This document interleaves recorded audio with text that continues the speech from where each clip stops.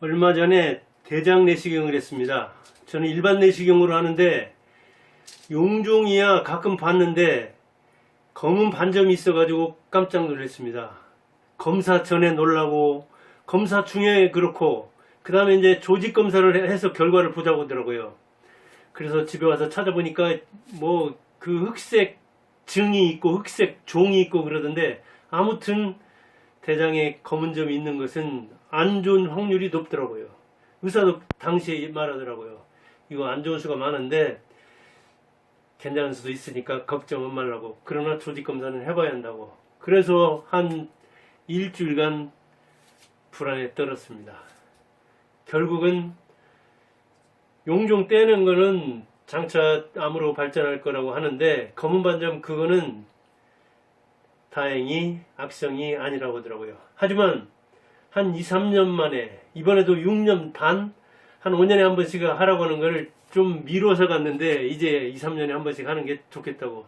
좋은 거는 1, 2년인데 이 중간에 다른 사람들 5년 할 걸 중간에 한 번 하는 정도 했으면 좋겠다고 하더라고요. 그래요. 참 나이 드니까 이제 병원 가서 검사 하려고만 해도 검사 전부터 도중 이후 그리고 뭔가 하나 조금 이 조치를 하면은 회복되는데 오래 걸리더라고요. 그게 느껴져요. 이제 60대 후반 되니까. 그런데 그보다 더 불안한 게 뭡니까? 죽는 거죠. 부모야 먼저 왔으니까 먼저 간다고 하죠. 우리 윗세대는 먼저 왔으니까 먼저 간다고 하는데 이제 보니까 58년 개띠들이 초등학교 동창은 무려 남학생은 20% 안팎이 저세상 사람이 됐더라고요. 그리고 얼마 전에는 분교 같이 다니던 그래서 3년 전에는 같이 이야기도 많이 하고 술도 한 잔씩 했던 친구가 3년 전에 저승으로 갔다는데 그 소식을 이제 알았습니다. 뭐 거기서 이제 아들 하나 부인 이렇게 있고 그런데 아무튼 3년 전쯤에서 제가 전화 한번 통화한 것 같은데 그때 그 투석을 한다고 해가지고 말도 제대로 못 나눴는데 그게 끝 통화가 됐더라고요. 이렇게 부모는 먼저 왔으니까 먼저 간다 생각하지만 그래요. 감히 땡감도 떨어지고 뭐 꽃필 때도 떨어진다고 하지만 대체로는 먼저 와서 먼저 가는데 친구들은 이제 같은 또래인데 여기저기서 가면 우리 동네만 해도 한 12명 중에 2명이 남자 하나 여자 하나가 친구 먼저 갔거든요. 그렇게 같이 온 사람이 가면은 좀 불안도 하고 뭐랄까 인생 무상도 느끼고 좀 답답하더라고요. 며칠간은요. 그런데 9월의 책으로 소개하려고는 이 불안의 기원 지그문트 바우만이 썼는데 폴란드에서 나왔지만 영국에서 주로 교수 활동을 했더라고요. 이 불안의 기원에서는 우리는 죽음의 의미를 축소하려고 한다. 자, 죽음은 항상 우리 옆에 있잖아요. 그런데 이 죽음의 의미를 축소하려고 한다. 그리고 요즘 장례는 과거와 달리 슬픈 분위기가 아니잖아요. 물론 장례 문화도 그리고 결혼 문화도 다 시대에 따라 달라지는 것이지만 죽음의 의미가 슬픔이나 그리고 뭐랄까 인생의 그 사별에서 오는 통함이나 오통제라 아픔이나 이런 것보다는 그냥 먼저 와서 먼저 가는 걸로. 그리고 인생 순환 생로병사 그 순환 고리에서 끄트머리를 차지하는 거. 관혼상제 관 성인식하고 혼 결혼하고 상 죽으면 제사 지내는 거. 그래서 사실은 조선시대만 해도 이 네 가지 중에 상제가 2가지나 들어갈 정도로 죽음과 제사는 어마어마한 거였다고요.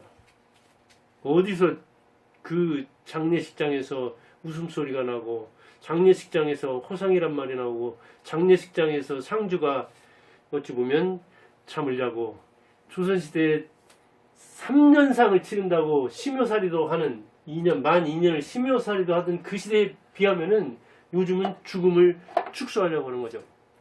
그 의미를 줄이려고 하는 거죠.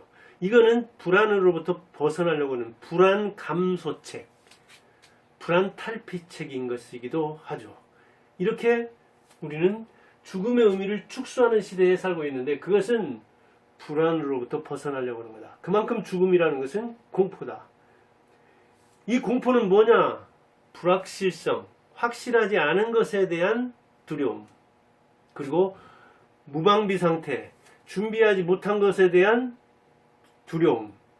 결국은 불안이라는 것은 불확실성, 무방비, 그것의 별칭이다. 다른 이름이다. 이렇게 말하고 있어요.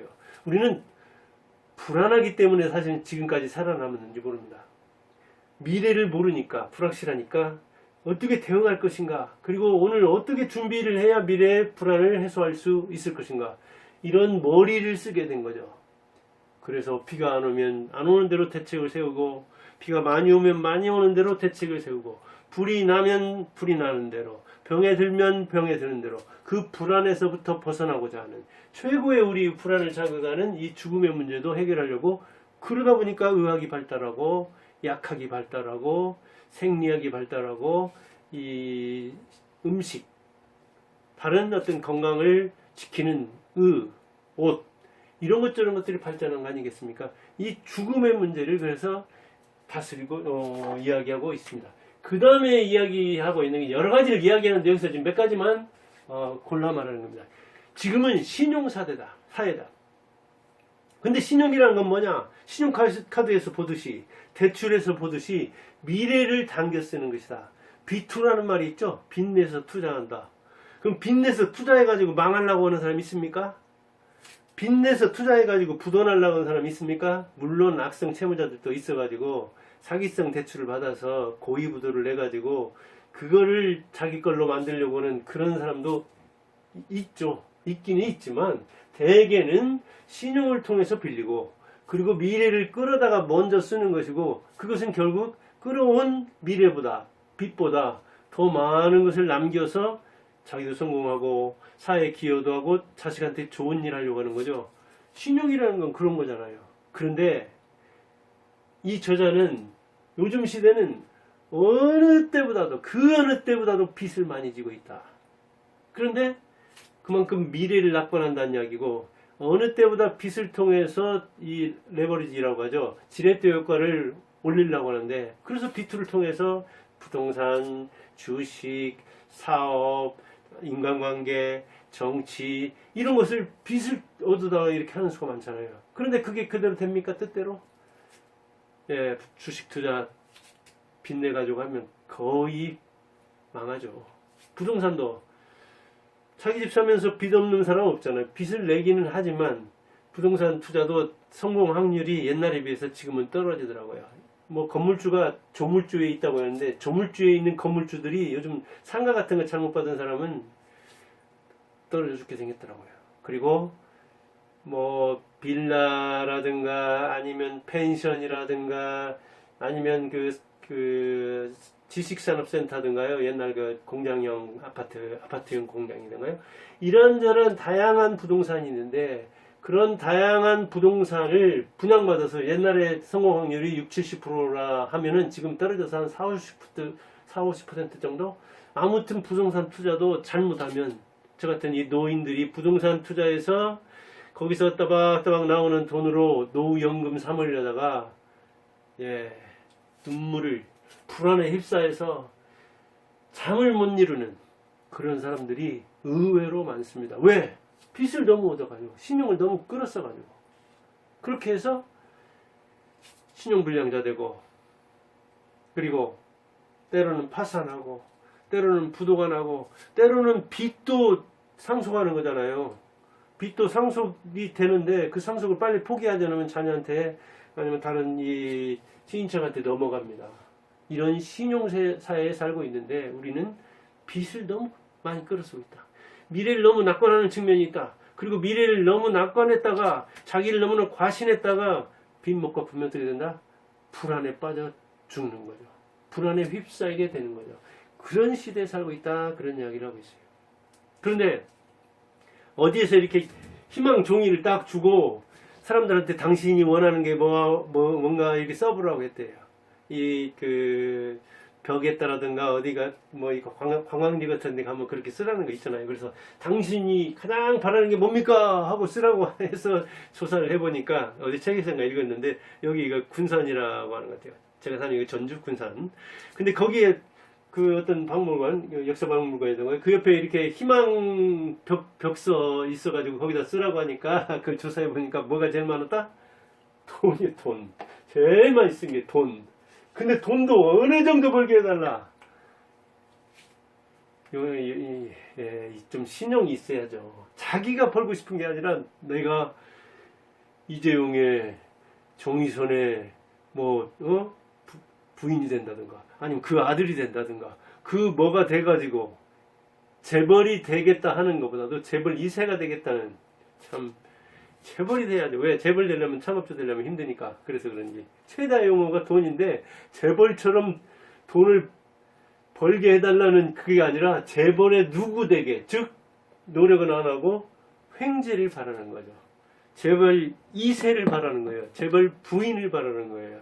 이러니 그런 희망을 쓰고 그런 정도의 뭐랄까야 품질 열망이라면 돈 잘 안 벌리죠. 왜? 빚내려는 게 있잖아요. 어디서 떨어지기를 바라는 측면이 있잖아요. 자기를 과신하면서 공돈이 생기길 바라잖아요. 세상에 공짜 점심은 없다 하는 게 부자들의 1번이잖아요. 제1장 제1과잖아요. 이렇게 신용이라는 걸 이렇게 이용해서 빚을 너무 많이 끌어오는데 그것이 불안의 원천이 되는 수가 많다. 맞는 이야기예요. 불안의 기원은 거기서 오는 거예요. 자기를 너무 믿고 미래를 너무 믿고 미래는 얼마나 불안합니까? 60대 후반 미래라는 것은 언제 아파서 언제 쓰러질지 몰라요. 친구도 저도 이렇게 3년 전 통화하고 참 무심하게 이렇게 그냥 지내다 보니까 그렇게 비보가 날아들 줄은 몰랐다고요. 금방인 거예요. 자기 인생도. 그런데 천년만년 살 것 같이 생각하면 그래서 70대도 뭐 좋아요. 사과나무 심고 그런 건 좋지만 빚내가지고 자녀한테 재산이 아니라 부채를 상속해주면 안 되겠죠. 그 다음에 이제 여기 말하고 있는 게 뭐냐면 인간관계도 이것도 불안 요소다. 너무 인간관계를 많이 복잡하게 맺는데 이게 불안을 증폭하는 요인이 된다. 그래요. 어떤 사람들은 스마트폰에 몇천 명의 그 연락처가 있지만 정말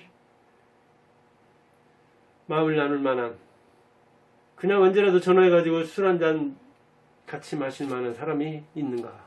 그게 쉽지 않다는 이야기죠. 왜? 그만큼 인간 사회가 신뢰를 잃었다는 거예요. 이 바우만은 사회학자예요. 사회학자. 개인을 연구하는 사람이 아니라 사회사상가 혹은 사회학자거든요. 사회 현상을 연구하는 사람인데 사회에 그만큼 이렇게 신용경색이 일어났고 그 다음에 신뢰상실이 일어났다. 그러다 보니까 그럼 맞느냐? 바우만이 듣는 얘기가 아니라 우리나라를 들으면 그대로 맞아요. 인간관계. 그 중에서도 가장 끈끈하다는 가족관계도 중병에 걸렸어요. 왜? 살인이 가장 많이 일어나는 사이가 어떤 사이냐? 가족 사이예요. 살인사건의 무려 3분의 1 정도가 가족관계에서 일어나요. 가족 사이에서. 그 중에서도 가장 많이 일어나는 거는 부부 사이에. 누가 그러면 살인을 많이 저지르냐? 남편이. 부부가 남남이 만나가지고 같이 사랑스럽게 살기는커녕 살벌한 사이에 얼마나 불안하겠어요. 그러니까 이 관계가 또 어디서 그렇다고 남편이 외도를 했다고 가지고 남편 중요부위를 잘랐다는 것도 있던데 참 그 여자도 대단해. 그 여자의 그런 소식을 들으면 또 남자들이 얼마나 불안하겠습니까? 이 불특정 다수들 다 불안할 거 아니겠어요? 인간관계가 신뢰를 상실하니까 돈 관계가 신용을 상실하니까 죽음 관계에서 우리 그 생로병사의 인생 순환에서 죽음의 의미를 일부러 축소하려고 하니까 오히려 불안하다는 표시를 나타내고 있는 거죠. 내가 불안하다. 그래요. 빚도 좀 줄이고 죽음도 초연하길 바라고 그리고 인간관계 무엇보다도 가족과 부부 다음에 자녀와, 그 다음에 이제 형제로 이렇게 가고 위로 가고 아래로 가고 그래야지 않겠어요? 그런데 불안의 요소가 집에 있고 돈에 있고 삶에 있다.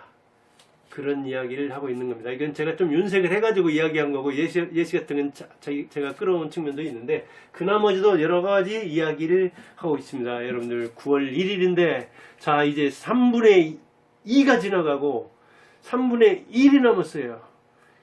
그 시작을 9월에 이 불안의 기원이라는 아주 유명한 지그문트 바우만, 지그문트니까 프로이트가 역시 제일 유명하더라고요. 지그문트 프로이트, 그 성인가 보죠? 바우만의 책 불안의 기원을 읽어보고, 내가 왜 이렇게 불안해서 불면의 밤을 보내는가? 내가 왜 이렇게 불안에 떨어가지고 사업을 못하는가? 왜 이렇게 불안에 떨어가지고 내가 주식을 못하는가? 그것을 한번 점검해 보기 바랍니다. 9월도 신나게 살길 바라면서 마칩니다.